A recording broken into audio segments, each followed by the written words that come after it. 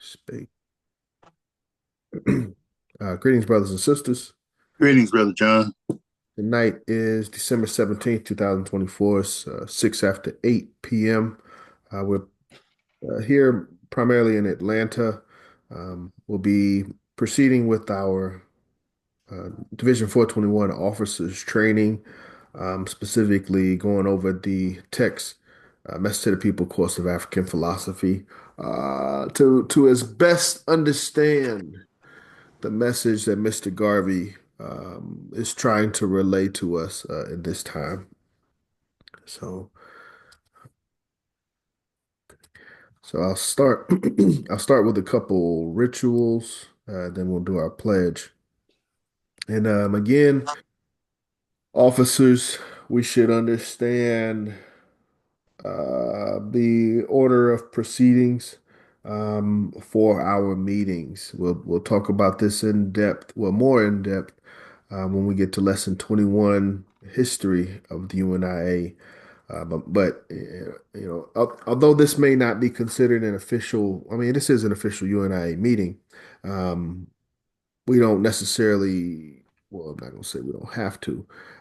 In practice, we haven't necessarily practiced these rituals consistently when it comes to meetings outside of mass meetings. Um,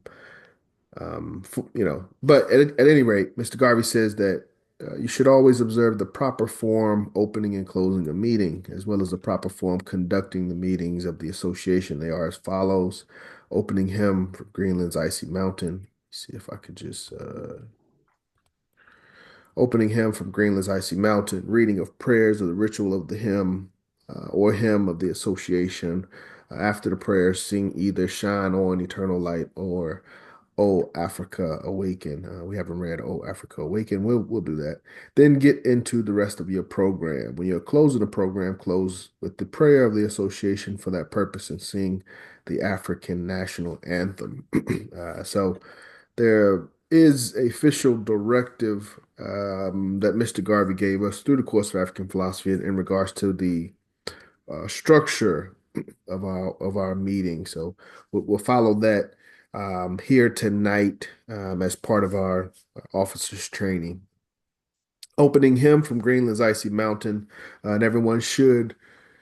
I recommend writing these rituals out by hand. Everything that we learn, everything we study, Message to the People itself, we should. I recommend writing them out by hand. I feel like you get a different depth of interpretation, memory, and understanding when we do that.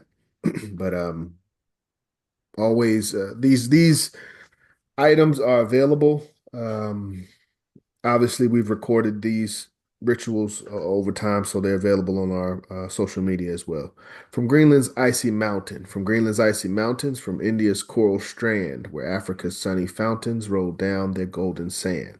From many ancient rivers, from many palmy plains, they called us to deliver their land from error's chain. Shall we, whose souls are lighted with wisdom from on high, shall we to men benighted the lamp of life deny? Salvation, O salvation! The joyful sound proclaimed to earth's remotest nation has learned Messiah's name. Waft, waft, ye winds, his story, and you, ye waters, roll, till like a sea of glory it spreads from pole to pole. To O our ransomed nation, the Lamb for sinners slain, Redeemer, King, Creator, in bliss returns to reign. Amen. Following our, Uh, following the Brother Morima yeah, I just wanted to on, say something, if you don't mind. please go ahead. Um, well, I've been in the organization for a minute. I've had two women that adopted me as their UNIA son. One, I don't know if you ever met Velma Myers, Yes, ma'am. um, Yeah. okay, out of Chicago, and another one I also at the time was she was out of New Orleans, was a Mrs. Estelle James, Charles L. James' wife. And both of them, I remember 2004 convention. We all, because they were teaching me the culture of the UNIA. So they used to always get upset when people read songs rather than sing them, or when there's certain rituals and songs that just people don't know them, and rather than them, they just talk about. So I was kind of imagining them pulling your ears, uh, having you read that song, Greenland's Icy Mountain. All those types of things. Yeah. I mean, reading is better than not saying them at all, but Yes. it would be definitely better if we can learn them and actually sing along, or at least hear the music and try to put some music to it. It's a bonding experience, and it's music. It's just therapeutic. It's something that we should uh, melodically, get to know, and all in tandem rise up and sing. Yeah. But we'll recite them probably differently. But definitely, whenever I just want to make the point that whenever possible, try to sing those things. I know we don't do it in general, so it's kind of a lost and dying part of the culture. But try to revitalize it if you can. Yes, Just sir. Absolutely. Yes, I understand. Um, yeah, we do need to get back to performing the rituals the best way we can. So, Brother Morimal, you're absolutely correct. That is something that we as the division, as well as Garveyites in general, leaders, um, I think that's a challenge that we should all accept. But great point, Brother Morimal. Lord, I'll do brief prayer, just do the Lord's Prayer. Our Father who art in heaven, if you would like, you can assume a position of prayer. Our Father who art in heaven, hallowed be thy name, thy kingdom come, thy will be done on earth as it is in heaven. Give us this day our That's the day I would take it from. bread, and forgive us our That's trespasses as the we forgive justice. those who trespass against us. Lead us not into temptation, but deliver us from evil. For thine is the kingdom, the power, glory forever. Amen. We'll keep that brief, but there are several prayers that our ancestors have left behind that we can utilize depending on the circumstance or the message we are trying to convey at the time. And also, we can create and have spontaneous or, new prayers as well. But the concept of invoking a higher power is a consistent practice of Mr. Garvey and the UNIA. Last hymn, which again I should be reading, shine. I mean, I should be singing instead of reading. Shine on, eternal light. Shine on, eternal light, to greet our souls this day, dispel the gloominess of night, and drive our doubts away. Our longing eye prepare when war and strife shall cease, to view the morn soon to appear, the new era of peace. Thy glorious church, O God, no kingdom can remove, made without hands, this blessed abode, the harbinger of love. Of all the gifts that flow from thy great throne above, we ask thee on our hearts bestow the gift of perfect love. My soul the light receives and dares the truth to prove, not in blind ignorance believes, but knows that God is love. Come, love, and give new birth to man's destructive mind. Spread where confusion reigns on earth, goodwill to all mankind. Shine on, eternal light, thy penetrating ray shall turn the hour of darkest night into eternal day. Amen. And that concludes our official rituals. It's 8:14. That took a lot longer than I expected. I would like to call on an officer. Brother Cornelius, are you available? Would you be able to lead us in our pledge? I provide the text for you. I'm sharing the right stuff. I'm driving right now, Brother John. I really can't. Okay. Okay, thank you, Brother Cornelius. Where my VP's at? Yeah, I got it. Yeah, I gotta step up. All right, I'll take care of it for tonight.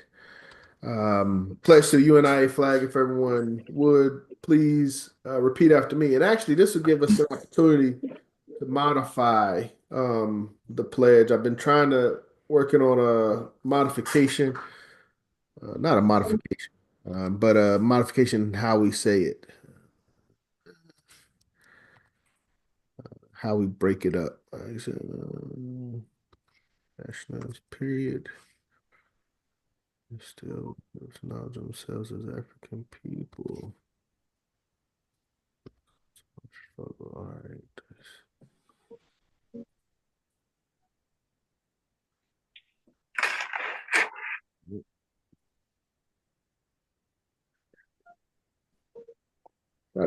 hopefully this will make it a bit easier to remember. That's the goal, but it may complicate things for a little while. Let's see. This would probably be separate. It's gonna get small.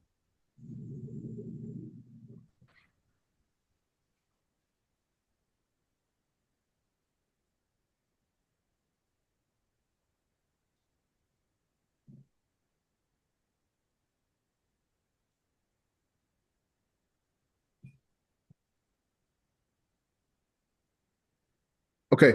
If everyone would please repeat after me. And again, this is hopefully a way to help us to memorize it and be able to say this not only during our meetings, but in public when we have public gatherings. If you would please repeat after me. Put your black fist in the air as well. I commit my body, mind, and spirit. I commit my body, mind, and spirit. Let me say it first, and then Okay. just to say it. And I'm going to say more than just what we're used to saying, so just bear with me. I commit my body, mind, and spirit to the protection, defense, and security of the red, black, and green. I commit my body, Body, mind, and spirit and to the protection, defense, and security Security. of the red, black, black, and green. I dedicate my life to the redemption of Mother Africa and the liberation of her scattered black children. I I dedicate my dedicated life my to life the redemption Redemption of to Mother Mother Africa Africa and the and liberation of her liberation and of scattered of her her scattered scattered black black children. children. I accept for myself and my descendants the teachings of universal African nationalism. I I accept accept my for myself and Myself my and and my descendants the descendants the teachings of teachings of universal universal African African nationalism. nationalism. Sorry. And I promise that our children will be instilled with the purpose and knowledge of themselves as African people. and I And I promise that our Our children children will will be be instilled instilled with with the the purpose purpose and and knowledge of knowledge of themselves themselves as people. as African people. In order that the cause of our struggle will neither falter nor fail. And in In order that that order the cause cause of of our our struggle struggle will we will neither neither falter fail nor nor fail fail Until all black people are free and united until until all all black black people people are are free free and and united united through one God, through through the one one under God, one God, but one aim, one one aim aim, and one one destiny. and one one destiny. destiny. and one destiny. Grace First family. So yes, just briefly, this when you look at the pledge, please mute your lines if you're not. When you look at the pledge, the way I've remembered it over time, it's bolded. Okay.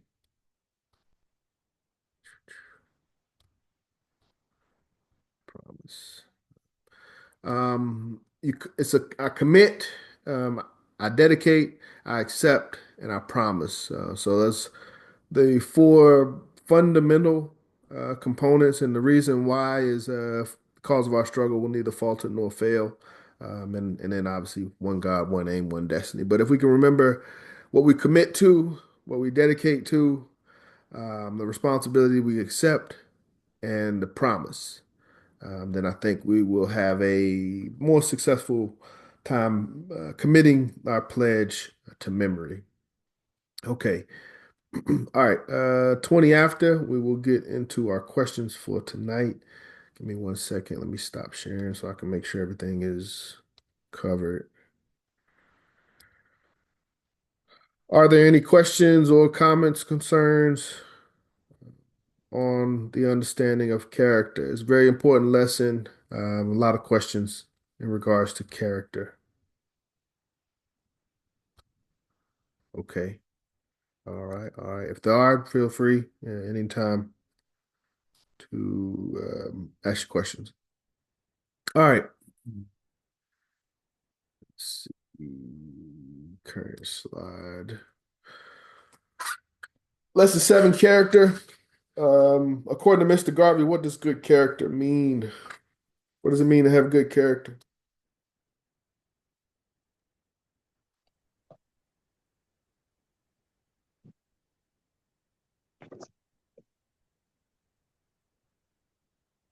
Race first. Raise first, Dr. Shem. means being exemplary among men. Mm. Exemplary among men and women. Yes, um, I can agree with that. What does Mr. Garvey say? Well, how does Mr. Garvey say that, express that same sentiment? If I may speak, I was trying to find a hand to raise my hand on my phone, but I didn't locate it. Mm-hmm. If I may go ahead, according to Mr. Garvey, what does good character mean? He says it's a demonstration of the kind of behavior that meets the moral precepts of a civilization. Mm. Yes, ma'am. Absolutely. Yes, that is exactly what Mr. Garvey says in the text. That's demonstration of the kind of behavior that meets the moral precepts of a civilization. Any questions or comments so far? And we've talked about this. One thing that you have to consider with character is the time concept. So some things in the past were considered acceptable, good character, that are unacceptable or considered poor character, today. So the time in which we live, is within the concept of the moral precepts of a civilization. So whatever the modern civilization practices. So, but if there aren't any questions, we will proceed. Next question: who defines the standard for good character? And what happens when we do not live up to the standards of good character?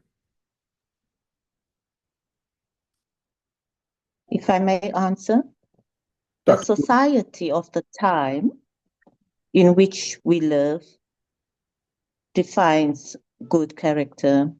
Yeah, so I was ahead of myself. I was supposed to wait until this question to speak on the time. What happens when we do not live up to those standards? I know Dr. Cooter knows the answer. Who else knows what happens when we do not live up to the standards of good character set by the society in which we live and the time in which we live?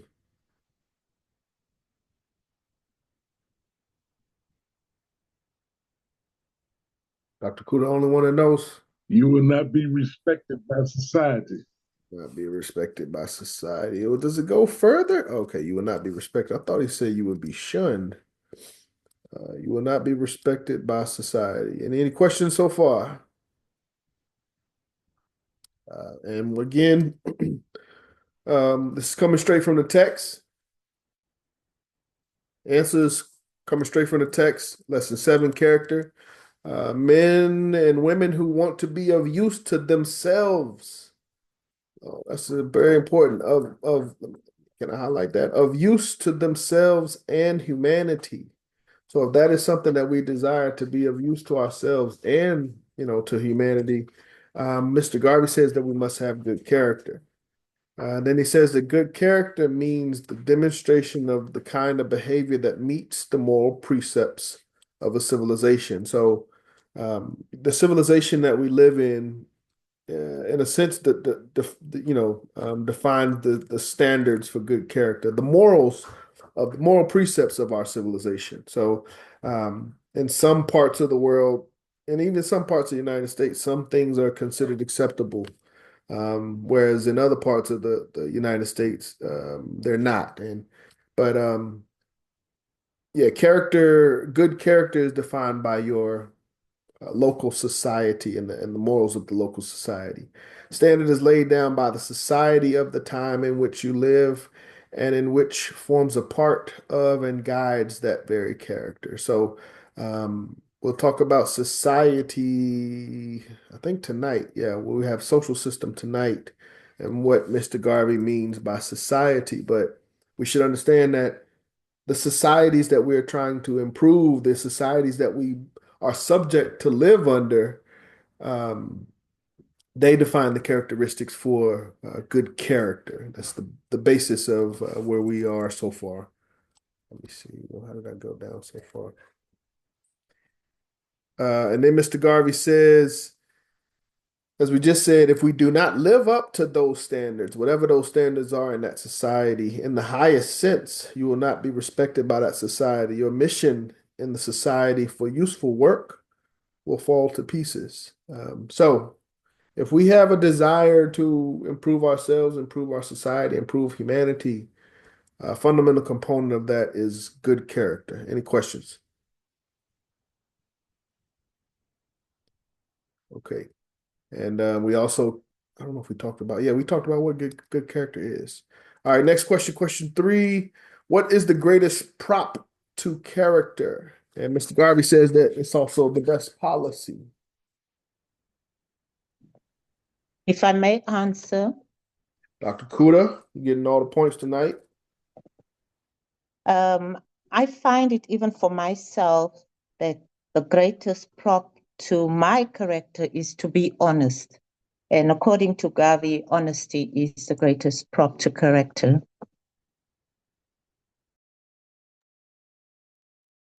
Absolutely. Any questions on this so far? Very straightforward. But if we expect to, understanding is if we expect to have good character in any sense, we must first be honest. Greatest prop to character is honesty. Honesty is the best policy. Let no one believe that you are dishonest. If they believe you are dishonest, you are doomed. But I don't want to get too far into the remaining questions, but as I've described, we're getting into lesson 7.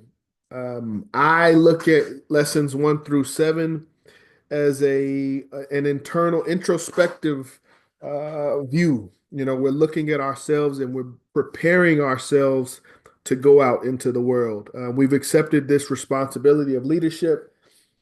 We've accepted the responsibility to continuously acquire intelligence.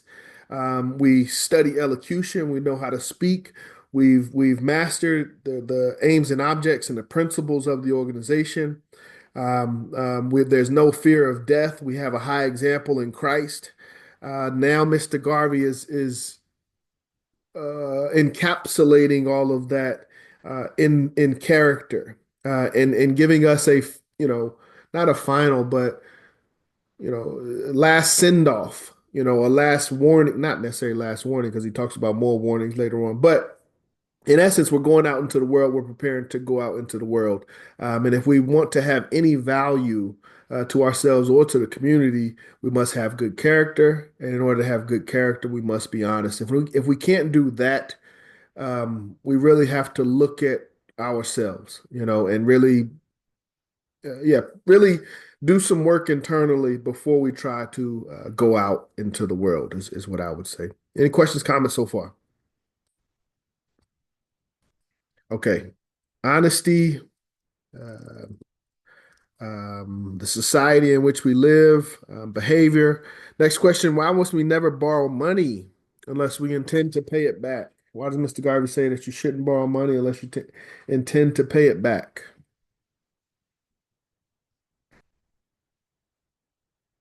If I may respond. Dr. Kuda, oh, I wasn't even on my right. Yeah. Yes, Dr. Kuda?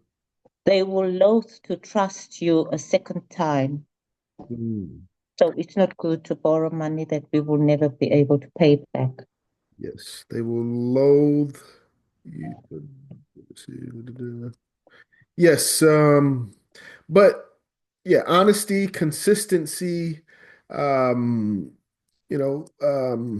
being respectable, being true to your word, your word having value. That's what Mr. Garvey, I believe Mr. Garvey is trying to instill in us as leaders as we prepare to go out into the world. A lot of Mr. Garvey's teachings is about perception, how people perceive us as leaders, and that reflects or is a reflection of how people perceive the UNIA as an organization. So we must be respectable, reputable individuals in the community. That's a fundamental, non-negotiable concept. You will never be able to, this is about being dishonest. You'll never be able to raise to a position of respect and trust except by some mere accident. So people won't even, your name won't be good. And we'll talk about that more later. You must live so clean that everybody can see the cleanliness of your life. And this is clean from a character standpoint at this point. We've talked about a clean appearance and the clean physically and clean hygiene. But now Mr. Garvey's talking about a clean character. We've also talked about a clean spirit. Never let people believe that you are a liar. So again, this is about your reputation, but the contrary. So you're not a liar, but this is someone that always you can rely on. They're truthful. Let them believe that you always speak the truth and live up to it. So when you speak, your word is trustworthy. If you say, "Hey, that this happened," people believe what you said because you have that reputation. Any conduct that your community or society condemns, be careful not to violate that rule or law. So, Mr. Garvey, specific, any conduct that your community or society condemns. Um, and that gets into specifics. We don't, we'll talk about that more later if we have to, but it's just the particular component of your immediate society, whether it's your city or your county, your state, your country, your region in the world. They define they are make up our society. Borrowing money, never borrow money unless you intend to pay it back. Pay it back as quickly as you can. If you give excuses when you should be paying, uh, those who are obligated to will think you are a trickster, even though you subsequently pay them. So you may pay them later, but you've already, tarnished your character. You said you would pay them Friday, you didn't pay them till Monday. Like they're not gonna say nothing, but they're not gonna forget that either. It's embedded in their subconscious. Even though you subsequently pay them, they will loathe to trust you a second time. Okay. All right, we're not going to read everything. All right, when we go back to questions, because we do got a lot of questions, so I'll be a little bit more brief. Why is it a good policy to keep a good and honorable name in regards to character? Lesson on character. Why does Mr. Garvey say we should keep a good and honorable name? If I may answer. Dr. Kuda? Keep a good and honorable name, you should have good credit. But I'm not quite sure, having good credit in the sense of perhaps our character, like being honest, but not good credit with borrowing money from the bank and other places. Like the system, leads us to a credit rating, a credit score, because you have taken money some places and yes, you pay back. That's why you get a good credit. But in this instance, I think it's more about good credit in our individual self character of honesty, trustworthy, and so forth, not necessarily good credit with the bank. Yes. I'm not quite sure, but no, I just did a brief search. Credit, as we know, FICO wasn't developed until I got 1975. Is the earliest date. 1989 also pops up, but obviously credit from a financial standpoint, as we know it today, I don't think was around in Mr. Garvey's time. So he's speaking on moral credit, your credit in your community, in your society. thank you. Sometimes today, well, I don't even know if they still use it today. In my time when I was, the term was face card. You have a good reputable face card, like your face, your name is good. It'll get you into places. Mr. Garvey, I think he'll talk about people either giving you money or you giving them money and they don't even count it because they know who you are and what you represent. So having that good credit from a reputation standpoint, from a character standpoint. Again, this is a reputable stand-up individual in the community, well known, well respected, and most importantly, that Mr. Garvey stresses honest. Questions, comments so far? Talking about character. Very important, again, very important lesson. Yeah, again, we're representatives. It's not just about ourselves. It's not just about our own personal opinions anymore. It's about, yeah, how people see us. And whether we like it or not, people need to see us in a high or respectable light in public. So that limits, and constrains some of our behaviors and some of our moral setbacks. So we can't be known in the community for, those, negative aspects. There's a limitation. Why? What should you do if you have to be immoral because you are weak? So we break down. Sometimes we are human. This isn't lesson 6 on Christ. This is lesson 7 on character, and being realistic. But what happens if we have to be immoral because our nature is weak?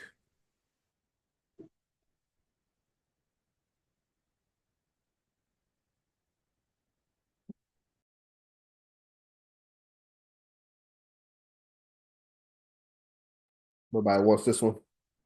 You're too good for that. We wouldn't do this. Raise first. Raise first. Dr. Shams. Ask for a pardon and explain yourself. Ask for a pardon and explain yourself. You are there, but Mr. Garvey says not first, not up front. Well, I understand what you're saying, Dr. Shams. You're not wrong from a moral overall standpoint. But again, if I may add, Dr. Kuda. Yeah, I think Dr. Shams, yes, I agree with you. But according to Garvey, he tries to give us the benefit of the doubt that we can still operate and function, and still try to achieve that good character. So if you know that you have, an immoral or immorality, weakness, but you are still beneficial to the community, hide it at least. If you are a womanizer, at least hide that immoral character of yours because the society looks up to you. Yep. And when you speak, you are somebody that the society listens to. For example, gangsterism. Some gangsters are respected, although some of them do wrong things. So if they speak in the community, That's true. some communities listen to them.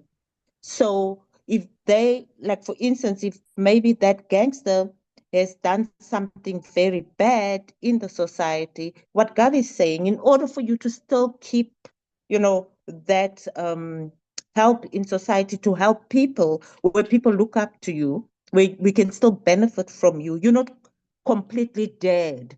You're not completely rotten. We still will listen to you, but at least hide that ugliness of yours, and bring out the good side. Yes, if I may, Dr. Shams, before you respond, as the question said, you have to be immoral because your nature is weak. So this is not a recommendation that Mr. Garvey is giving. This is not an excuse that we should be using as officers saying, hey, Mr. Garvey said, I can be immoral as long as I hide it. That's not what this is saying. This is saying we will have moments of weakness. And in those times, don't be blatant about it. Be as discreet about it as you possibly can. But I would also argue don't indulge it. But Dr. Shams, you want to respond to anything? Well, in pardoning yourself, you would want to excuse yourself, ask people to forgive you, and then might want to explain why you made that mistake. Why you feel Well, briefly, in lesson 9, diplomacy, Mr. Garvey, I believe that's the lesson where he speaks on that more in depth. But he basically says we must do what is necessary at times, and later, once the deed is done, that's when we ask for forgiveness from our Creator. So that relationship, again, that's a personal, moral struggle that we all have to go through as leaders and representatives. Um, okay, but yes, as Dr. Kuda said, we must hide it. We're representatives. We are quote unquote leaders, and people look up to us. So yeah, that's a tough thing to discuss, but it's in the text, so we're not gonna hide from it. Is there an example of this in Garvey's life? Uh, I'm sure. Well, not if he hit it. um, but more about me, you may know of something that Mr. Garvey would have liked to have hidden. But I'm not aware. I'm not aware of anything that got out that should have been hidden. He does talk about again in diplomacy, or is it in character? I think it may be in character, but having relationships close to one another, I think that's something that he obviously would do differently. But Yeah, maybe. Well, well, I'm just I, speaking specifically when he talked about having relationships in a close proximity. He would say like go to the next city or other town, but not in your own town or your city within the same division. yeah. Yeah, Mr. Garvey didn't have too many bad habits and faults that he would need to conceal. He was pretty transparent about a lot of things too, but not saying that he couldn't have, but he understood the people he was dealing with, and he was a general. So when I I'm gonna try to keep this real quick and brief on that. When I think about character, it always reminds me of when I had to study the Great Wall of China in school many years ago. And in studying the Great Wall of China, you realize that it took about 2,000 years to build. It's like 13,000 miles wide. The wall is anywhere from 25 to 50 feet, or 40 feet, I think it is tall. Hundreds of thousands of people died in the process of building it. And finally, after all these thousands of years of putting this great wall together to protect China from all its enemies abroad, they finally felt safe. Yet, within the first 100 years of completing the wall, they were invaded 3 times. Not because anyone breached the wall, which was virtually unbreachable, not because anyone scaled the wall, because it was almost unscalable, but because somebody paid the guard at the door to let them in. And they just came in and invaded and ransacked the place. So, when you're picking people who have little or no character, you get what you pay for, so to speak, and you know what you're bringing into the house, So, when you are general, when you deal with people who display that type of lack of character, you got to be a lot more keenly observant about people, and you got to be a lot more careful and particular about certain things. Some things, even if people have certain errors, and I can point out some UNIA history on that one, but I try not to. But there were certain people who had drinking issues, and if they were open and honest sometimes about what their issues were with some of the people, then they would either known, look, we're not bringing you to this party, or we're not going to let you do certain things in public unless we're there because we don't want something to happen. And something always did happen when certain things, came out. But I mean, yeah, you can conceal some stuff.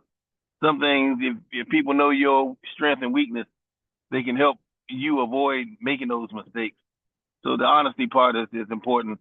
But if you know you're in a position that you're doing something that you are not, yeah, you definitely don't want it to fall back on the organization and make the organization look as if we're condoning it or that it's, part of our makeup, because of your shortcoming. So it's important to focus on character. These are lessons that organizations normally don't focus on. They focus more on politics and, all this, money and all these other things. But, all the money in the world, they say, what's that old biblical saying about having to gain the world and lose your soul? It's important to have that good name, that good character above everything else. As Mr. Garvey said, and I'll just close with, when wealth is lost, nothing is lost. When health is lost, something is lost. When character is lost, all is lost. And we don't want to lose character. So, we may have all the wealth in the world and there be nothing but a rich word I can't say because I'm an officer.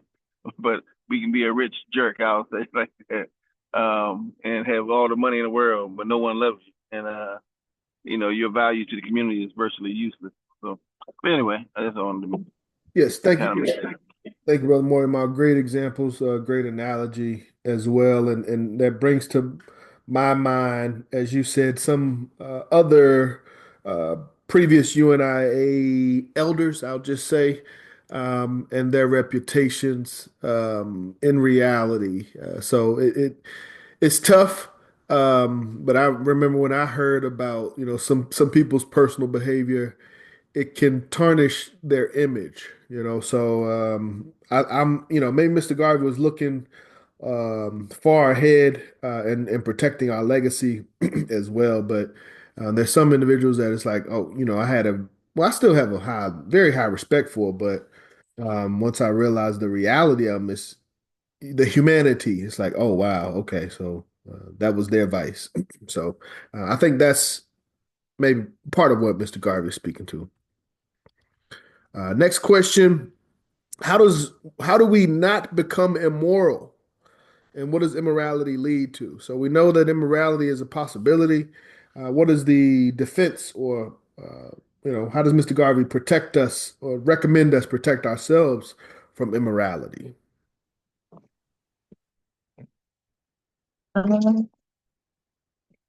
If I may respond, Dr. Kuda? from lessons 1 up to lesson 6, we learned about intelligence, and we learned about leadership, then we learned about our aims and objects, and the elocution, and we learned about God and Christ. And in those lessons, we also learned that, to read good books and think loftily leads to good morality. But if we don't keep our minds engaged in reading and keeping, thinking loftily, it will lead to diseases and pain and suffering. So some of these things we did discuss in these first 6 lessons as well. But yes, it was also read out in lesson 7. Very great explanation, Dr. Kuda, and great analysis of the entire reading thus far. I'm not sure if anyone wishes to add anything to what Dr. Kuda shared. How do we not become immoral, and what does immorality lead to? And for me, I'm going to go to the text on that one, but Dr. Kuda very well summarized it. Okay. Apologies. Okay.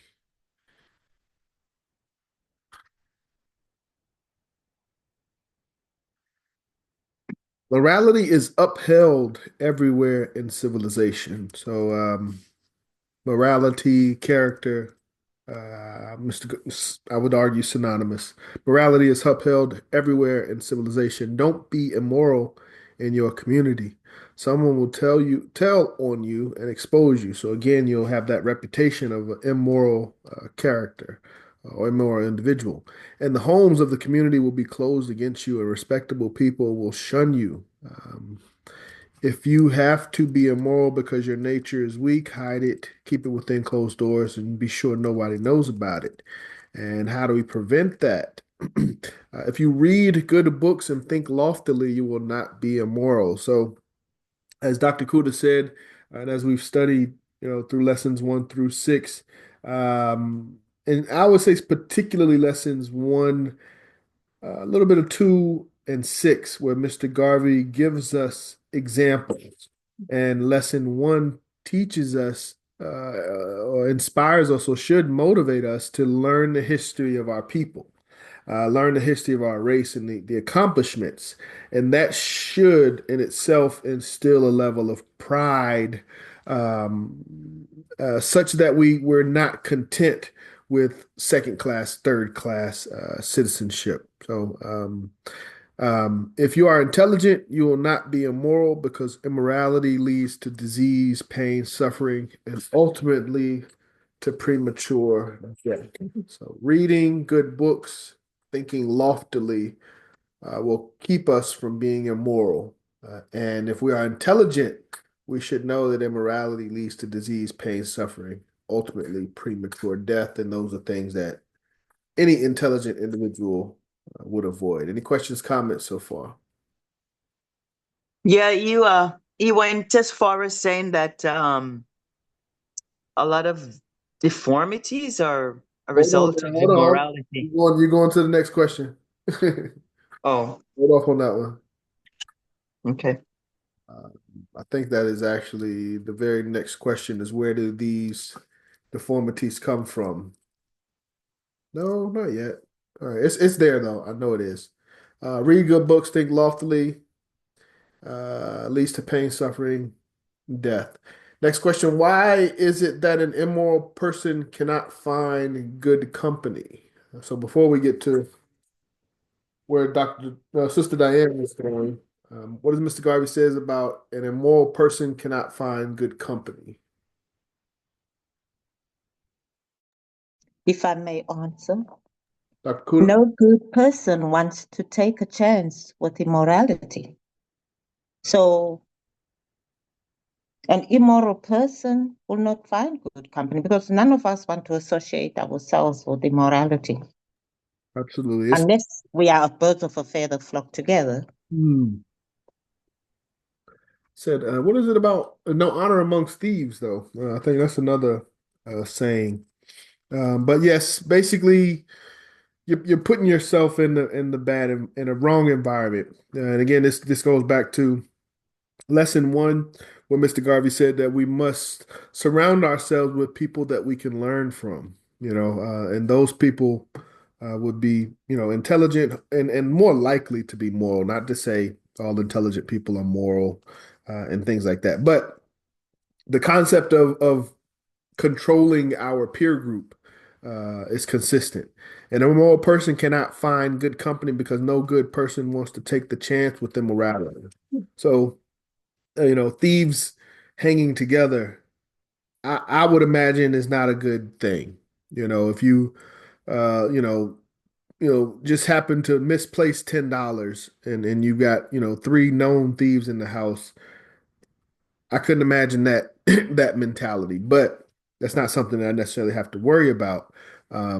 But if you are an immoral person, Mr. Garvey says that's all that you are relegated to. Moral people no longer want to take the chance of being around you, so you have to surround yourself with immoral people, and that's where you get into other concepts about like organizations and things. But any questions on immoral person finding good company? Oh, I wasn't even sharing sorry, I wasn't sharing the text. Immoral person can find good. President John, did you just say that? Greetings, family. Did you just say you have to surround yourself with the immoral people? I thought that's what I heard. So you should not surround yourself with immoral people. You should not. You Okay. should not. Okay. Yeah, thanks. Again, let me just, for the reading, an immoral person cannot find good company, because no good person wants to take the chance with immorality. So if I know that someone's immoral, why would I want to be around them? Why would I want to take the chance of them practicing immorality on me, whatever form of immorality that may be? Those who cater to your immorality must be people who have no character. So going back to the lesson, Lack of immorality is a lack of character, and who have nothing to lose. They must be either sick or diseased themselves, and therefore don't care. So we must surround ourselves with what we believe to be moral groups, and also intelligent groups that we can learn from. Any questions, comments on immorality and immoral person finding good company? That's like the statement, it's greetings family, Sister Ebony. It's like the statement that says misery loves company, or there's no rest for the wicked type energy. First verse. Absolutely, absolutely. Yes, absolutely. Yeah, I like that. I like those statements. Very, very true. No rest for the wicked. Yep, that's kind of what I was thinking. When you surround yourself with wicked people, how do you ever have peace? So, all right, we will continue. Okay. All right, we got through the first slide. As leaders, what should we never do in regards to relationships, married and not married, and why? In regards to relationships, what does Mr. Garvey say in relationships and character? I remember Brother Eric read out this part last Tuesday, and I really enjoyed when he was reading it. He was reading a part where it says, never flirt or indicate that you are a flirt, and never make love to two people. Yes. Yes, I forgot about the flirting part. But never flirt or indicate that you're a flirt.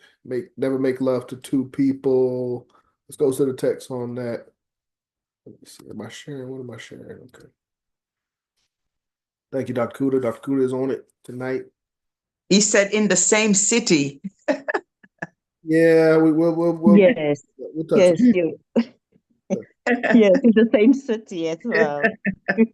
Yeah, Garvey said if you're gonna do anything immoral, anything that's against the people, you do it in silence, or you do it away from the people.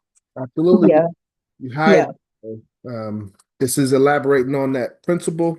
He says if you have to have company with the opposite sex, let your companionship be consistent and steady with one person. Don't run around always with different people of the opposite sex. So again, we're establishing good character and good reputation. This does not mean that you must not associate socially with all people of your class. It means if your name is to be linked up in the community as directly interested socially, let it be that one person, but don't run around with several. Excuse me. As a leader, never flirt or indicate that you are a flirt.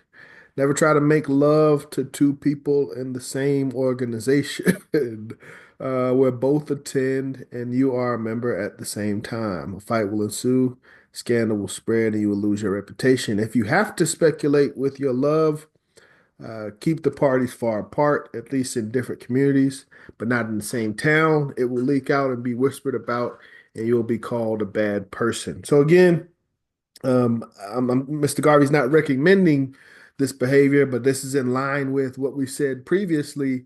If you have to be immoral because your nature is weak. So if we're not pursuing these lofty principles that prevent immorality, we will fall and have times of weakness. But we must, at the very least, maintain the bounds of good character. So, questions, comments so far?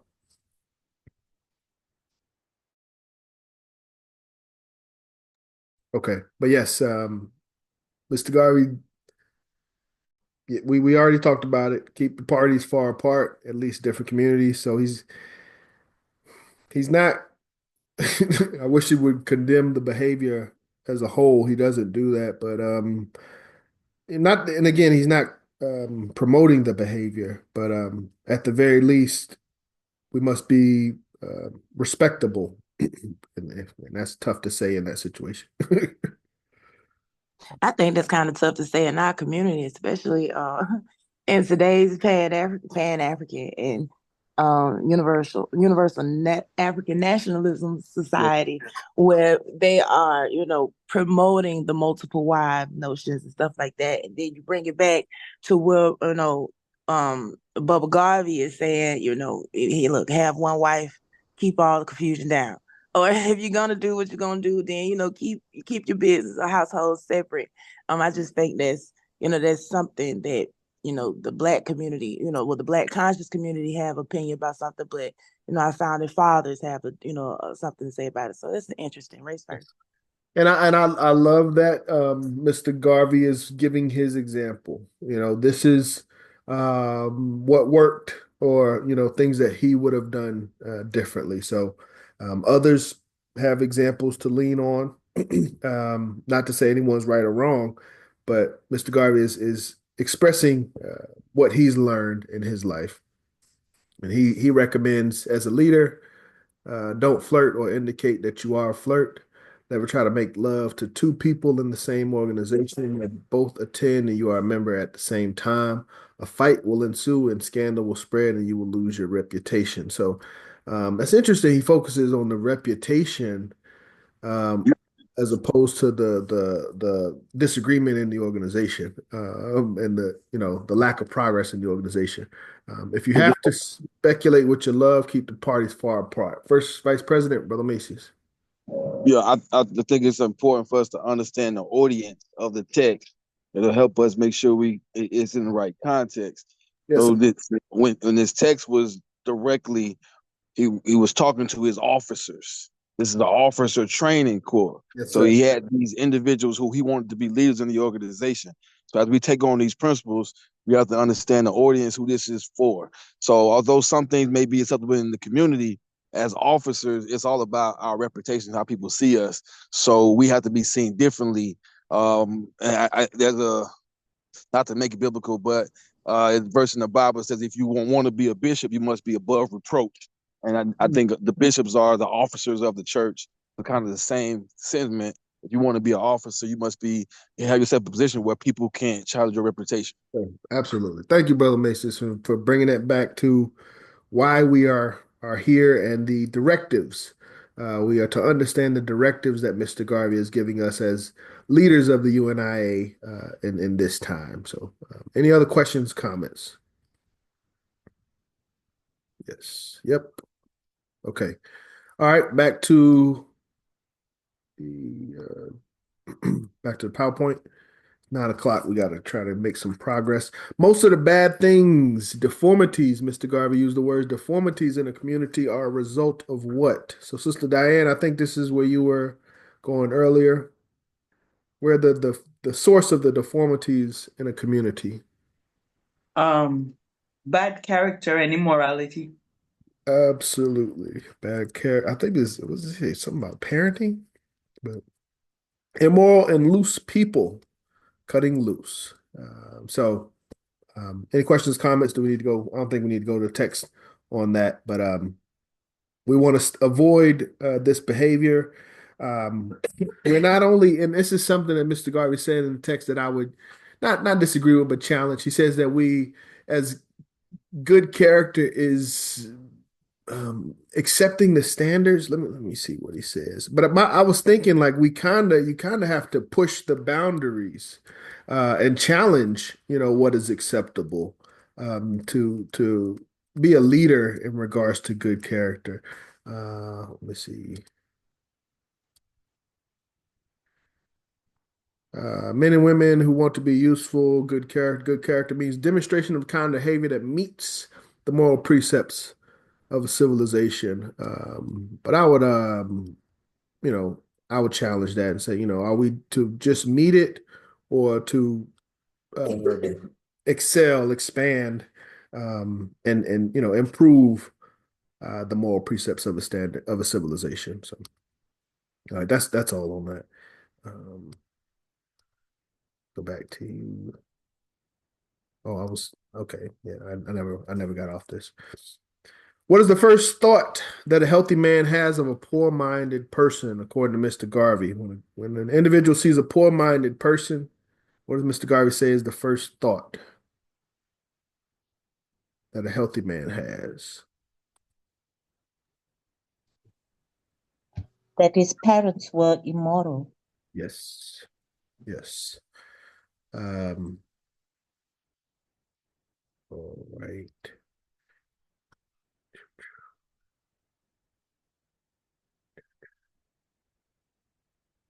Morality. Most of the deformities in the community are a result of immoral and loose people cutting loose. Sick people never produce good children.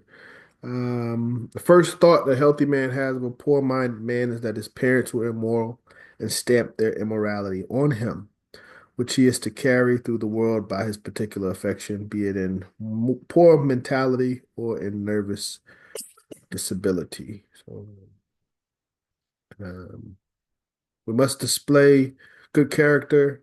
It's a reflection of our how we were raised and brought up. What can we use to conquer every bad habit? So if we know that we have some bad habits, we know that, Mr. Garvey gave us a solution for immorality. What does he say we can do to conquer bad habits?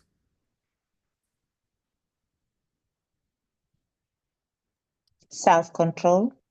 Self-control. I think that's, yeah, I was thinking self-discipline, self-control, same thing. Self-control, yeah. Excuse my wife is battling a cough. Don't be a public drunkard. Don't drink inordinately. You may, make sure I'm sharing. Yeah, I'm sharing. You may contract disease drinking, water your brain. Don't take drugs or narcotics as a habit. They will have the same effect. Be temperate in everything you do. Learn self-control. Very important concept. By self-control, you can conquer every bad habit. Questions, comments on that? So Mr. Garvey puts the ball in our hands. And this, that's a self-reliance, self-initiative, self-directive. It's on us. So if we want to be better, if we want to have better habits, want to be better individuals, better morally, it's within our ability if we practice self-control. Questions, comments? Okay, next one. What does Mr. Garvey say it's called when we conquer bad habits?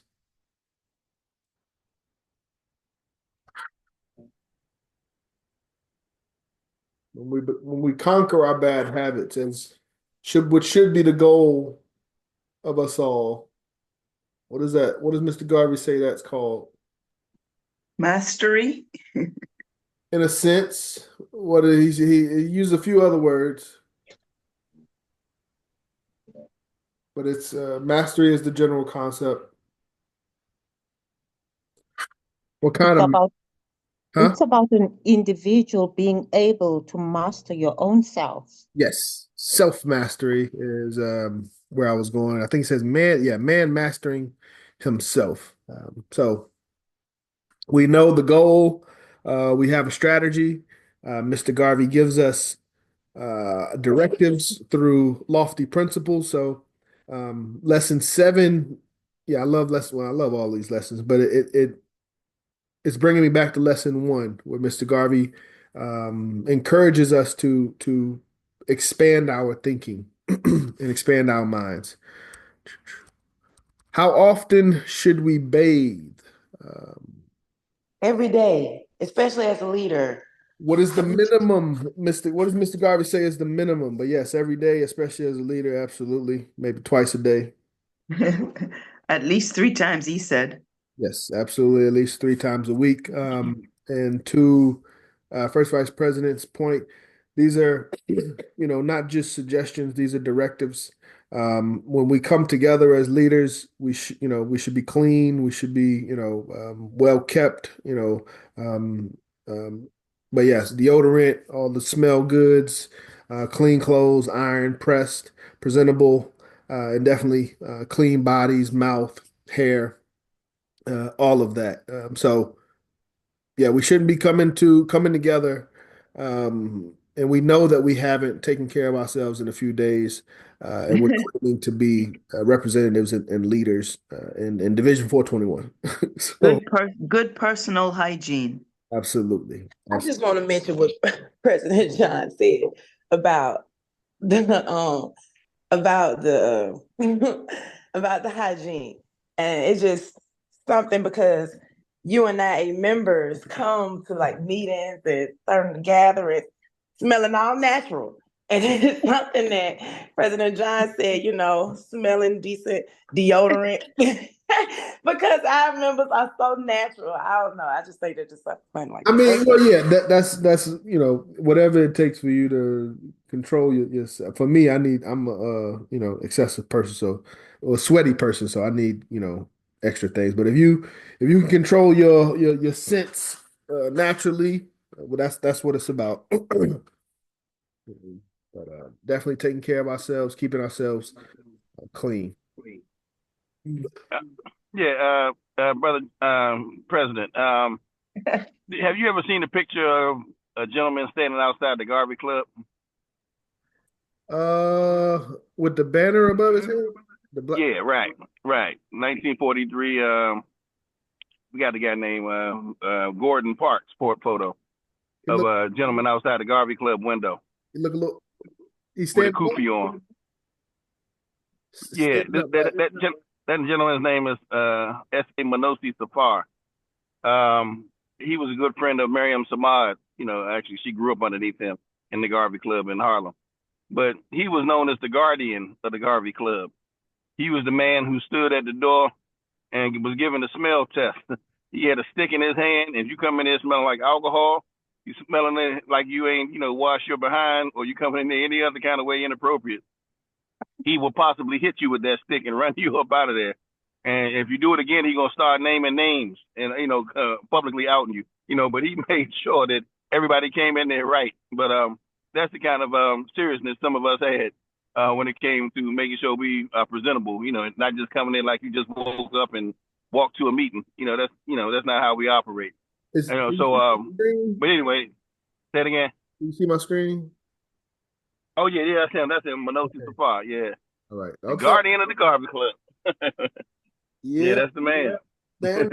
Look, listen, Brother Kamau, when the Wilmington Delaware division starts, those key aspects are going back in place when we start meeting in person. Like the rituals and the original tactics of the UNIA were put in place for reasons. And the reasons, even the smallest reasons of doing things, made such a profound statement, what we do here in the UNIA. So just having a hygiene officer is integral to what we have to do as UNIA officers. I just think that's pretty awesome. Right, sir? Absolutely. Yeah, standards. As leaders, we must set that example, and we must also hold the standard. Make sure others are doing the best that they can to meet the example that we have set. So, within reason, obviously. So, all right. Thank you, Brother Moyama. Thank you, Sister Ra Ebony. We will got a couple more questions, at least 3 times a week. Very straightforward. Officers, hygiene. we can't go around the fundamentals. But we're doing a good job. Not to say nobody's doing a bad job. What does Garvey say about a man who is clean in body, appearance, and mind? So, in addition to just general hygiene, what are the benefits that Mr. Garvey says about Dr. Kuda? She on it. He says you should feel like a giant and a master and be afraid of nothing. Yes, absolutely. Taking on the world, does he say something? Oh, afraid of nothing. Okay. But yeah, confidence. Going back to confidence. Straightforward. We all understand this. We all know this. When we get cleaned up and put on our best, we feel different than when we run into the store. We just woke up and we got to get something. So always do our best to be clean in body appearance and mind specifically. And that'll empower us, or should give us a bit of confidence to take on the world. And that's what we're preparing for here in lesson 7. Any questions, comments so far? I just want to comment that, we ourselves do a great job, but one of the biggest example we can see also is the people in the Nation of Islam. I mean, I Yes. know I'm getting off the topic, but like when you look at one of Farrakhan's meeting and you look at the audience, everyone looks so well put together. The women have on their attires, and the men have on their attires. I mean, it's just a great example, I think. Yes, we should know the source of that example. I would argue is the UNIA. But yes, you are correct, and I think it's difficult to argue that in modern time today. I would have a tough time arguing a better example of discipline, unity, structure, and organization, at least visibly, than the Nation of Islam. Anyone want to say anything to that? I think they do a great job in modern time, but we also know where they got that example from. All right, we must continue. What should you do if you are invited to dine with friends and you are hungry? So if you're already hungry and you're invited to dine with friends, you want to maintain good character. What does Mr. Garvey say you should do? Don't eat like you have not eaten in days. In fact, have a little bit when you before you show up, so you can exercise good self-control Absolutely. and not eat like a glutton at the table. Something to that effect. Yes, yes. This is little, can be overlooked, but it's important, especially when we're being as Mr. Garvey said, invited to dine with friends. So, not only in our programs, if we were to do something, you don't want to look, like a pig or gluttonous, but especially if the members of the UNIA are invited to someone else's program, and we're there eating like like we can't feed ourselves. It looks bad. So, get a little bit to eat before the event, before the program, so that you can practice a bit of modesty. And Mr. Again, in regards to improving your character and reputation. Any questions, comments on that? Very straightforward.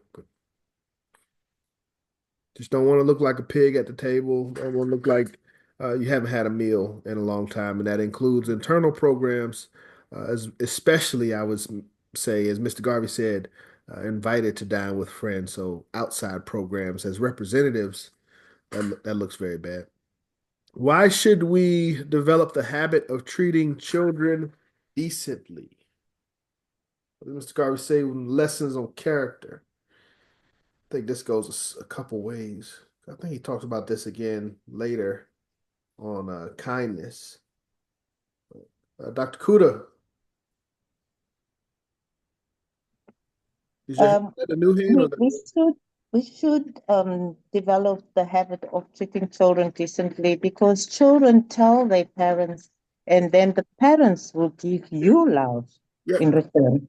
Yes, absolutely. Children will tell their parents will give you love. So, um, any questions or comments there?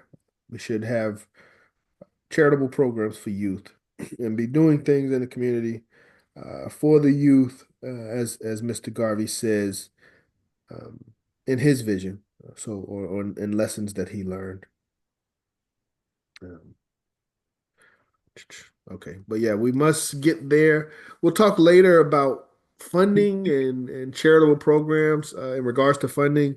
If anyone would like to send a donation, UNIA 421 fund for tonight's program or for this year's program, please feel free to do that. Officers and active members, thank you for your continued contribution as well. But Mr. Garvey talks about later on the charitable fund, and that is one of the components of a charitable fund is doing things for the children in the community. So, what should we do when we are hungry to the point? No, hungry. Y'all know where I'm at. Y'all, what should we do when we are angry to the point of fighting? What if it is someone that's close to us? Dr. Kuda, what should we do if we are angry to the point of fighting? I always practice this. I used to count up to 100, but according to Gavi, he says count up to 10 and go for a walk. Either way. Absolutely. Yes. So if it's not that serious, count to 10. If it is serious, if it's someone close to us, go for a walk, leave the space, clear your mind, remove yourself from the potential of a physical interaction. So, very straightforward. Mr.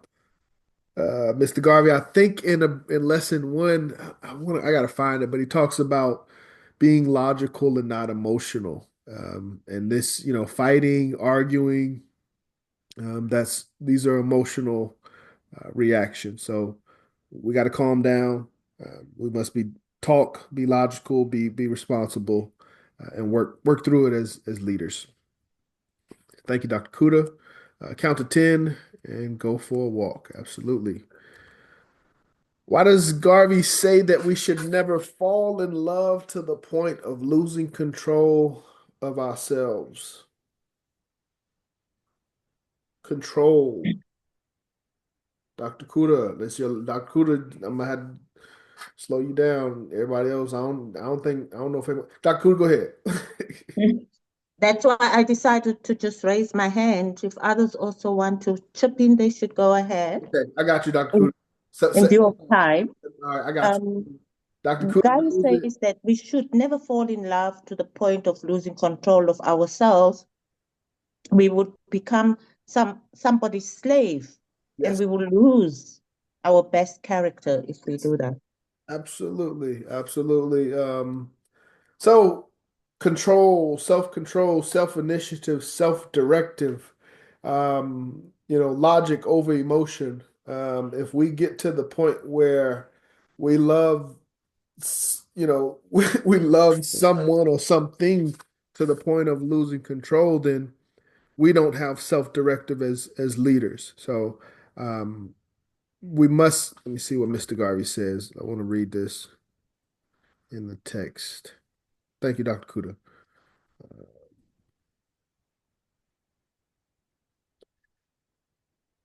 Okay, anything rise above it, bathe at least once a day, not convenient, at least 3 times a week. So yes, don't eat like a hog, even in private. Be courteous and gentlemanly everywhere. Children, never abuse a woman in public, never abuse a man in public. Never make a noise in your home. So I skipped over that, but that's still there in the text. But again, that goes into fighting, and I think we kind of touched on that with counting the 10 and walking away. Go to your room. Never fall in love to the point of losing control of yourself. If you do, you will become and Dr. Kuda said this directly, you'll become someone else's slave, and that experience will surely take advantage of you and cause you to lose your best character. So we do all of this work to develop good character, develop good morals and good practices and good behavior. And then we fall in love and we lose control over ourselves. So all of that we built up and developed is for nothing because we've lost control of ourselves through love. I believe is the best way I can explain that. Any questions or comments before we go to the next question? Sister Ebony, comment on that again. Sister Ebony. I remember in a previous time we were studying lessons, and Garvey talks about how to not even share information with your spouse because it's always a third party, or they can always use it against you in some form or fashion. Yes. I remember Attorney Emotep was like, well, wow, I can't share anything with my queen.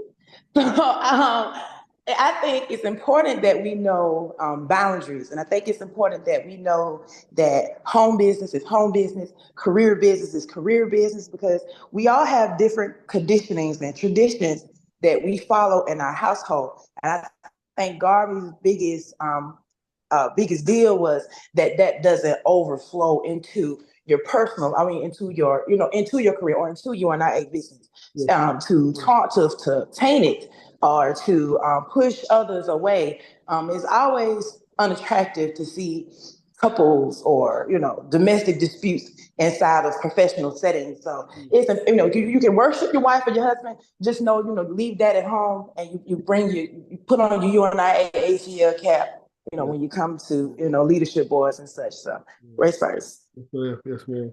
Yeah, this is race work. You got personal, you got business, but UNIA is special. This is race work.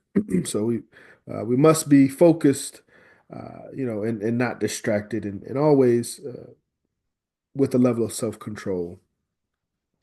Okay, Yeah, okay. if Brother I can add Morgan, quickly to that. yes.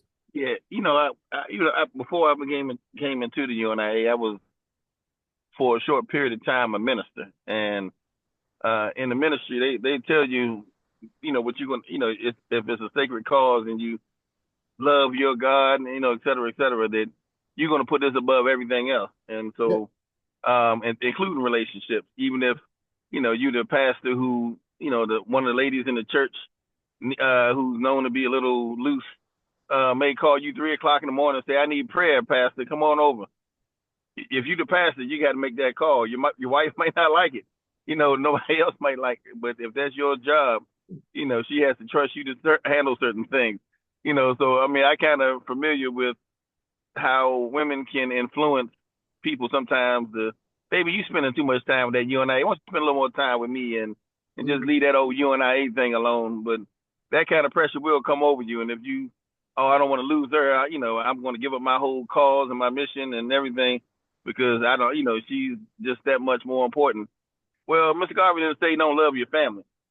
In my race, our order of priority should be love your God, your family, your race, and your nation. However, they are like, Sister Rod Ebony was saying, boundaries. So that at some point, as Mary Bolter used to always say, when she used to talk about her husband, she said, I love my husband to death. I'd do almost anything in the world for him. But if he make me choose between him and the UNIA, baby, you better start packing because I will not, and, my attitude is the same way. And some of us had to pay the price for that. But when you have a cause, you can't let anybody take you away from your cause. And if they want to, then maybe they're not the right person for you anyway. So anyway, that's just something to think about. Yes, sir. Yes, sir.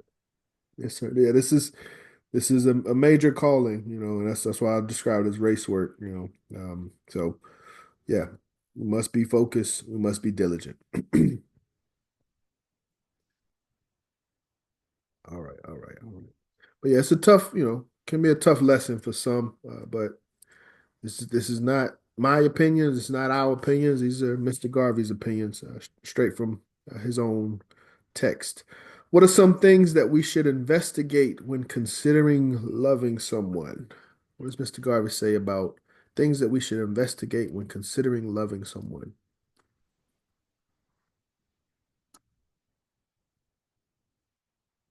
I see you, Dr. Kuda. 1 second. Anyone? Shine on, Dr. Kuda, shine on. Wow. No, nobody. Nobody else. We have 14 other people. All right, all right. Hey, the exam, she's not gonna be able to do the exam for y'all. Dr. Kuda? Some of the things that we should investigate when considering loving someone is their character, disposition, temperament, and their behavior. Yes, yes. Um, does it say that prior? Yeah, he says that prior. Never love anyone for companionship unless the person has a majority of qualities that you like and appreciate. Never love a person more for his or her physical appearance or personality.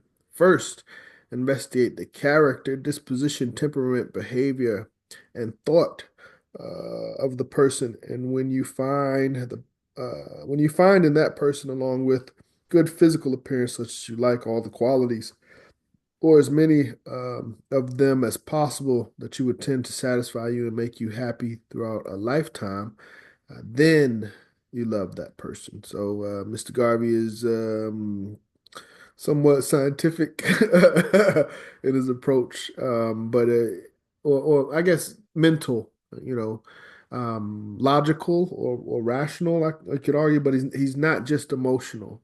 He says, never love a person more for his or her physical appearance or personality. So, someone may be beautiful and charming and funny, but don't fall for that, according to Mr. Garvey. He says, first, investigate the character, disposition, temperament, behavior, and thought of the person. Move that out the way. So first, investigate, their character, um, who they are, their outlook on life, temperament. How quickly they can be upset or rattled or frustrated. Behavior, obviously how we, act in public, also in private. Um, but he says, look at those things first. And it's kind of weird because it's hard to, you know, investigate these things in modern time. Um, it's kind of hard to investigate those things without, going on a date and things like that. Not usually first, you're physically attracted to them and then you kind of investigate their character. But Mr. Garvey again says first investigate the character, disposition, temperament, and behavior. Any questions, comments? I like your comment that, it's kind of hard to really do these things in modern day time. And that's the truth, having the time to investigate somebody's disposition, and their behavior. By the time you fall in love with that person, someone else has already taken them because you are so delayed investigating. But maybe in Gavi's time, it was okay. People were laid back, not fast lane, actions. So it's just my thinking. I'm just supporting your statement that, it's kind of hard, but it's a reality. It's a truth. But we can do it. Yes, yep. But I yeah. mean, for the youngsters, I'm 60 years old. I wish when I was young, I could do these things. I never did it. Never crossed my mind at all. Well, I think one thing that we can still practice is, as Mr. Garvey said, and then I think, the way it can be expressed today is not falling in love too quickly. So although, someone may be attractive and they may be great to be around, um, until you investigate these further characteristics, you must maintain, you must control your emotions. So you can be optimistic about what the future may hold, but you can't necessarily already put all of those expectations on the individual and anoint them as they will have these characteristics, if that makes sense. Absolutely.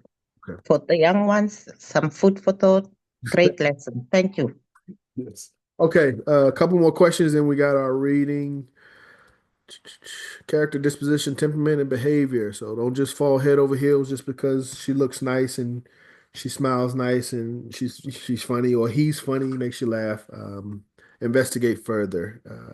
At what age does Garvey recommend marriage and why? So again, in regards to this further investigation, Mr. Garvey gives us an age, to make it easier for us. Who knows the age? This is an easy one. I know someone else besides I Dr. have my book on me. It's like 33, 35 or something. 33, 35. I like that, Sister Right. Ebony. Anyone can get us a little 33 and a half, I think. 33 and a half. Dr. Kuda, what we got? Y'all are I remember Brother Eric reading this out, and I was like, wow, this is so, for his age group, yeah. 30 or 35. Yes. So, yes, Lady Ebony, you're right, Yeah. 35, yeah, 30 or 35. Yeah, between 30 and 30. That's my age now. I'm ready. Do we remember why Mr. Garvey, obviously it's in relation to the previous, but do we remember why Mr. Garvey recommended that age or those ages? Yeah, he said they have enough time to see and understand everything at that age. Yes, yes. So it's a combination of understanding yourself and what you want, but also understanding, the world, and the options, and understanding that there are options. You're not limited to certain things. So 30 or 35 is what Mr. Garvey recommends for age. I have enough time to see and understand everything. Brother Cornelius. Can you hear me? Yes, I hear you, my brother. We hear you, Brother Cornelius. You're on mute now. You, can I get my... All right, here I am. You hear me now? Yes, we hear you.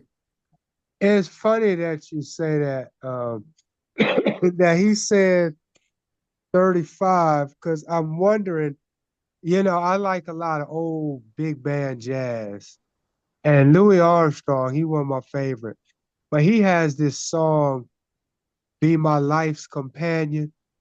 And there is a line in that song, and I forget how the whole thing goes, but he says something about getting married before 33, old at 33. I'm trying to remember how the line goes.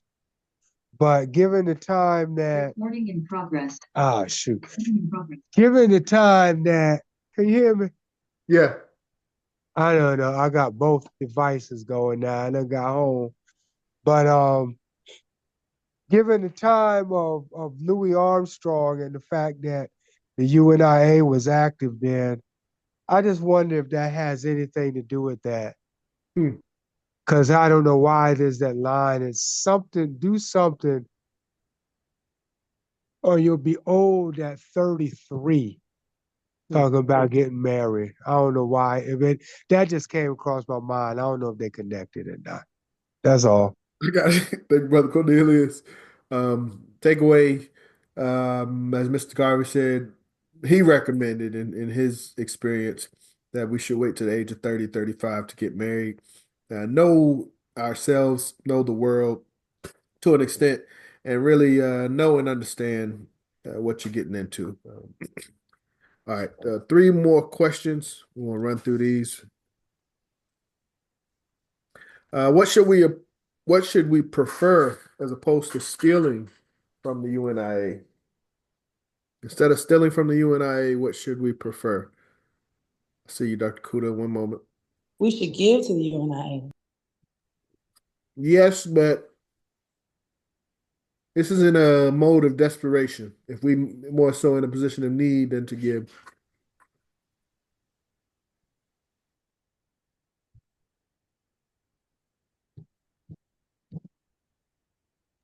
Death. Yes, death. We should prefer death before we steal from the UNIA is something that Mr. Garvey says in this lesson. 27. How does Garvey recommend to correct a thief? He talks about being a thief briefly.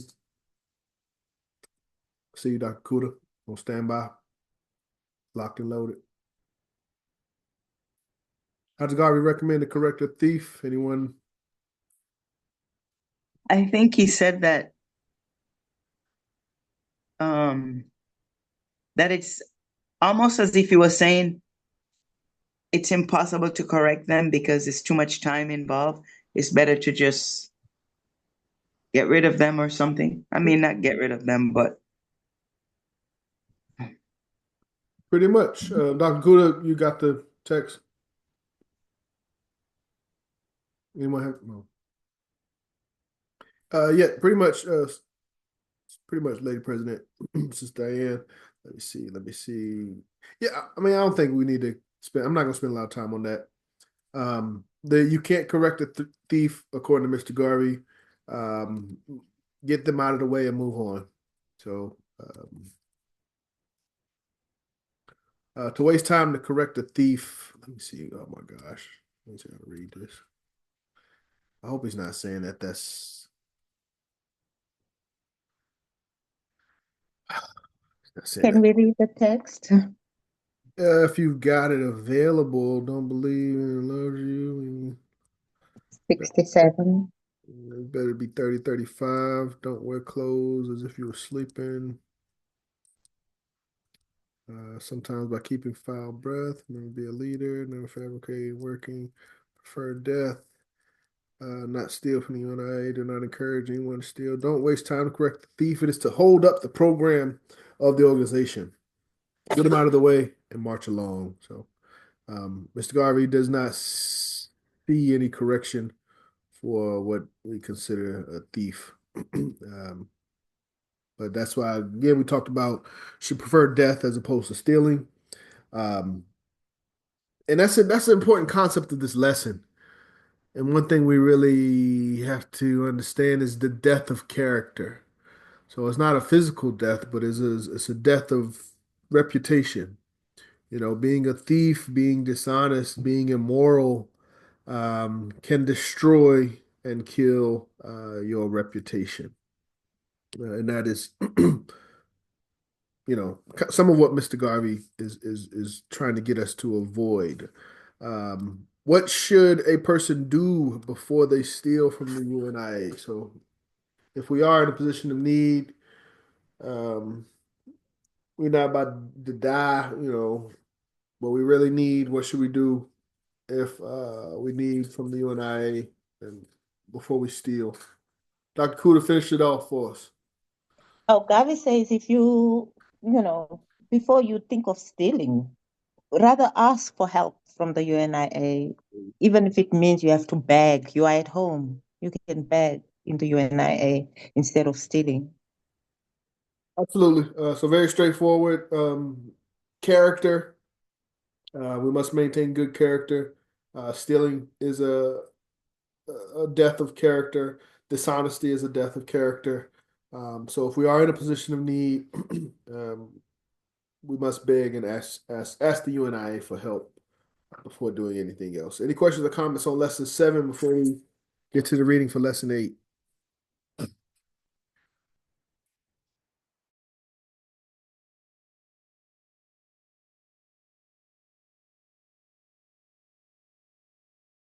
Okay. All right.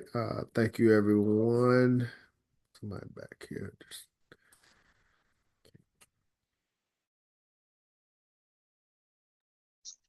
I'd like to nominate Dr. Kuda, MVP, most valuable participant, for chapter 7. That's 100%. Dr. Goody, you definitely did a great job. Thank you. Thank you. I prepared myself, sure. I've been watching documentaries over the past few days, and I've been going through lessons that you've recorded in 2020 or 2021. So I've been preparing myself. Thank you, Brother Mortimer. President Mortimer. Great job, Dr. Okay. Goody. Yes, and Thank you, that's President John. you're putting pressure on everyone. Dr. Kuda let me know that the resources are there. It is available. This work is doable. My job is to give you the answers to the test.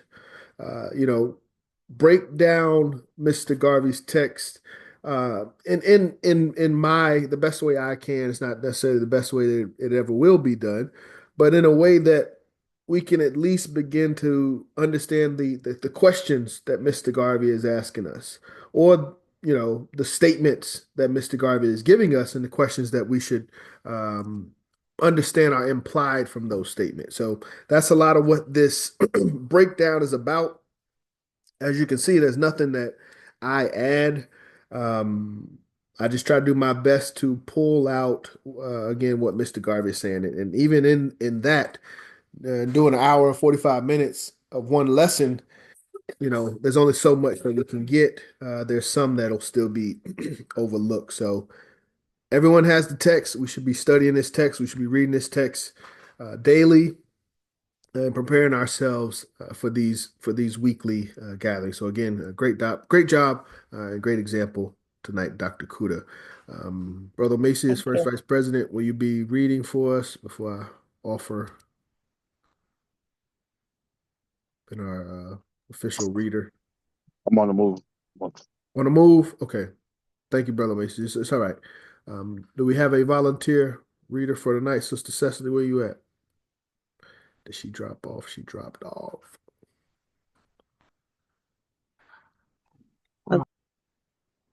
Sister Cecily, you there? I thought you dropped off. Can you okay, you might be tied up. Okay. Okay. Any volunteers? Killing me. All right, give me one moment. Can I nominate Brother Eric? Where is Brother Eric on? I don't think Brother Eric's on tonight. No, Brother Eric's not on. Sister Ebony? Sister Ebony dropped off. I can be President John. I'm gonna hold off for us. I'll pull it over. Brother May, I got you. Hold on. Just give me 30 seconds. I'm gonna take care of it. It ain't that serious. You ain't gotta do that. Officers, I need everybody to step up. First Vice President is willing to pull over, to provide us with this reading. And I understand we got things going on, but in the future, 2025, we need to try to make ourselves available when it comes time for our mass meetings as well as our study groups in particular. So I'll take care of it tonight. Let me just grab a water really quick.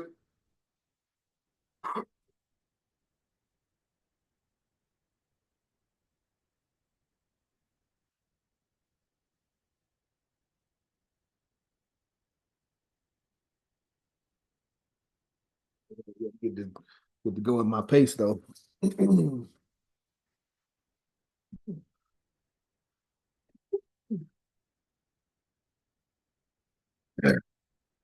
All right. Love this book.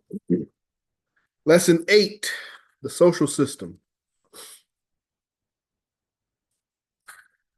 We don't have the text on screen. Oh, thank you, Dr. Kuda. Lesson 8, the social system. And again, I'll just read this first paragraph because this talks about what we have been talking about today in the lesson on character, where character is defined by the society in which we live. So we should understand what Mr. Garvey defines as society. Mr. Garvey says society is an organization of mankind to safeguard and protect its own interest. When society is organized and made evident, when society is organized and is made evident by regulations, rules, and laws, every member of that society must obey the said rules, regulations, and laws. So very important. Obviously, that'll be a question for next week.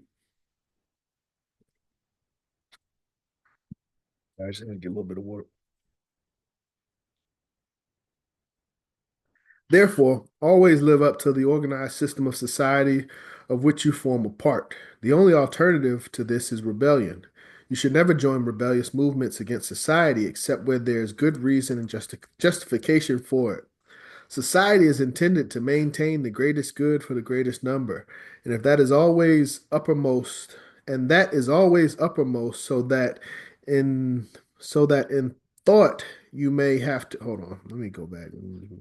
Society is intended to maintain the greatest good for the greatest number, and that is always uppermost, so that in thought you may have to reform. So that in thought you may have to reform. Okay. Any society must be calculated to bring about the greatest good for the greatest number, and you must obey its laws. Otherwise, you are an evil genius living in the midst of that society, and that society will seek to destroy you or compel you to destroy its rules, regulations, and laws. I'm sorry. compel you to obey, its rules, regulations, and laws. You cannot live by yourself in a society. You must live upon the goodwill of your fellows. Therefore, in that society, you must respect everything that tends to the good of all. You should always seek to have something at stake in the community in which you live, property of some kind, so as to merit the regard and respect of the community. Society, as it is organized in a community, counts first its worthwhile citizens before it thinks of others. Property in a community is evidence of your status in the society of the community. If you have no property, have something of substantial value. The police, the officials, and the government recognize property holders as the citizens of first claim in an organized society. They are generally recorded to be identified. Therefore, you must teach the people to own property and to be known and recognized members of the community. Always adopt a friendly attitude towards the police in your community, because the police is that civil body of officials who are supposed to protect the citizens and see that their rights are not infringed upon. You should always welcome the police. The police are never the public enemy, but the public protector. You should help the police to maintain order, because if the community loses its peace, you will have riots and probably bloodshed. No peaceful citizen wants to be caught in such a dangerous state of public affairs. Never join to incite public disorder. Keep away from it and be innocent to all that happens by way of revolution. Never allow the UNIA's name to be mentioned as among rioters. You will destroy the usefulness of the organization in that community and may cause suspicion to be cast upon it in other communities. Always disavow any attempt to label the UNIA with riotous behavior. Whatever object is desired in a civilized community, it can always be achieved by approach of good reason and good judgment. Always use good reason, and good judgment. You are not in a community to overthrow the law in that community. You are there to live under the law. The national aspirations of the race is to find expression, not in revolution where you are established when you are under other people's government, but to accomplish the end in Africa. Therefore, never preach rebellion, because you will disrupt the society in which you live and it will crush you. The highest service a citizen can refer to in a community or organized society is to maintain and preserve peace. When the peace is disturbed, it is likely that anybody may get hurt, and sometimes most innocently. Never join the mob. You will most likely be shot or injured, even though you may only be curious. If you are shot or injured in a riotous demonstration, it is almost always evidence against you that you were one of the rioters. So keep away. When the riot act or martial law is read or proclaimed in your community, keep indoors. Give this advice to the people. Never join a mob in a foreign country under a foreign government or where you have very little political influence.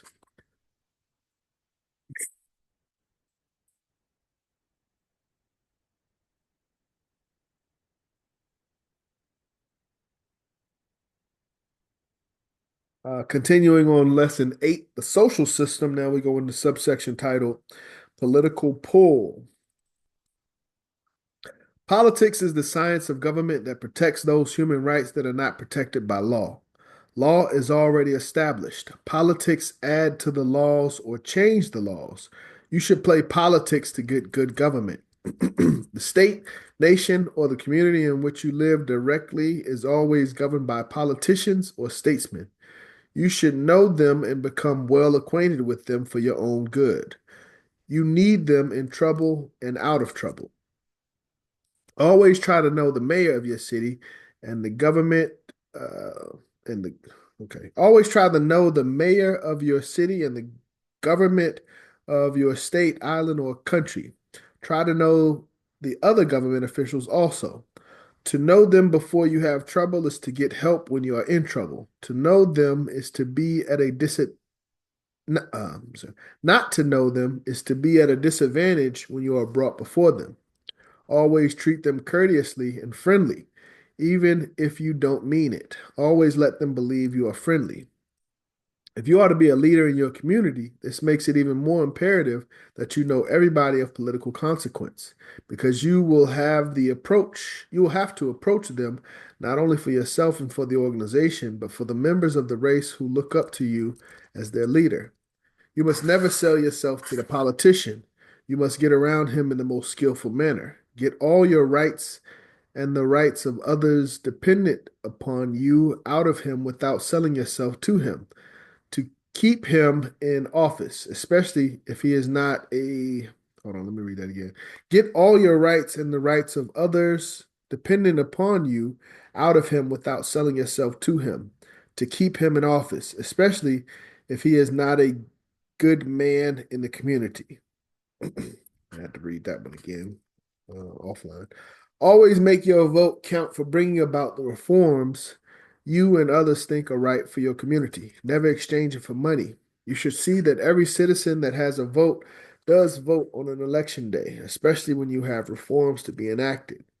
Whatever the conditions may be that give you suffrage, live up to those conditions to maintain and hold suffrage. Because at that time when your vote is most needed, may be the time when you are not qualified to vote because of your carelessness. In countries where, as a race, you are not allowed to vote, always work to get the vote by way of reform. Use the help of everybody, but have political power to bring about the changes that will give you the vote. Otherwise, you will be governed without your consent. To vote is to make the attempt to share in the government of the community. You should never be a political slave in a community because others will take advantage of you. Always cast your ballot for good government. Never support a corrupt government. Subsection titled Approach to Government. Always make your government know about your presence. Never hide from the government. Whenever possible, seek an interview with the government on behalf of the people you lead. Always impress upon the government that your movement is not to controvert the established order of the government, but that your people seek a homeland in Africa, which is not to be achieved by revolution in the country in which you domicile as a citizen, but if possible, it is to be achieved with the cooperation of the government. Leave all policies of an international character affecting the organization to the international officers. Don't complicate yourself with your government. Constitutional political agitation is not a riot. If you are a citizen, you have the right of public assembly.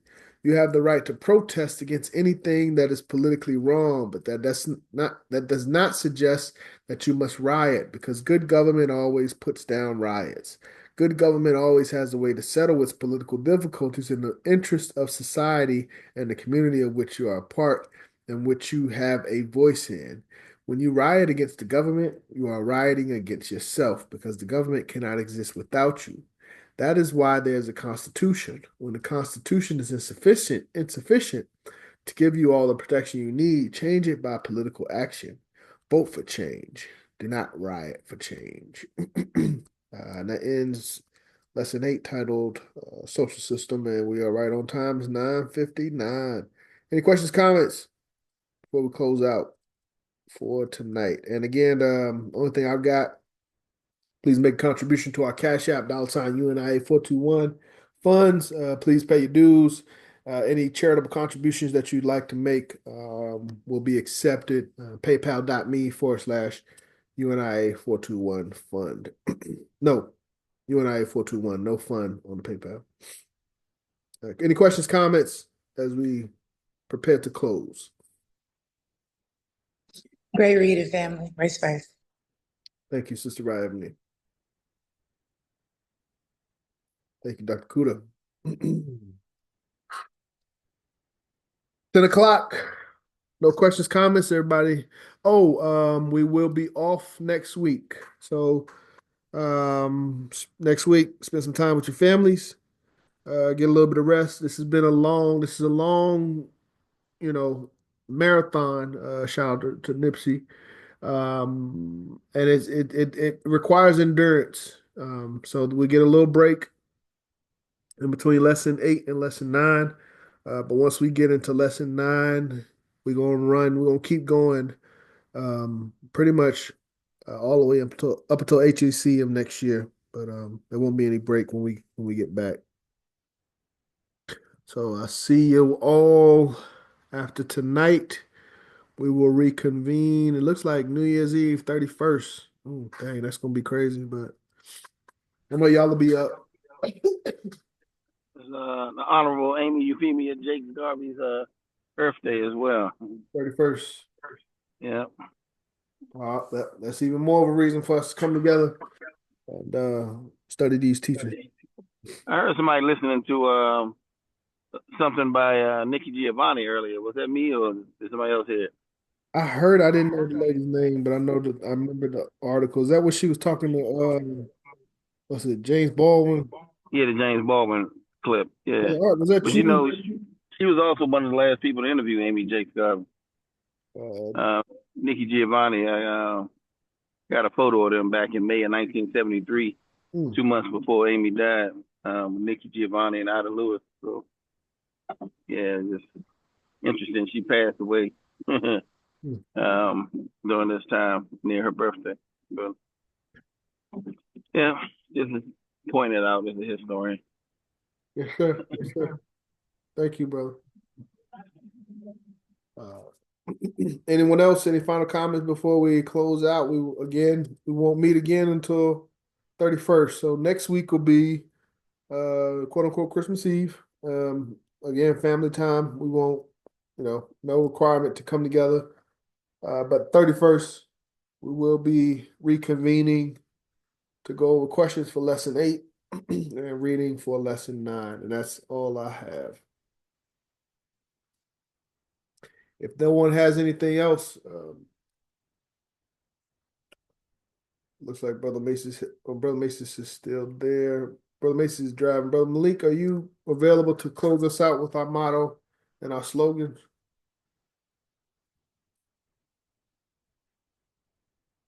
Brother Malik, Second Vice President. Everybody put your fist in the air. One God. One God. One God. One aim. One aim. One destiny. One destiny. One destiny. Africa. Africa. Africa. For the Africans. For the Africans. Those at home. Those Those at home. And those abroad. And those abroad. Race first. Up you mighty race Race first. what you will. You mighty Up race. you mighty race, you can accomplish what you will. Also, Kwanzaa 27th, and here for officers here in Atlanta. I'll see everybody on 27th. Race first, family. Close it out. Okay, race first.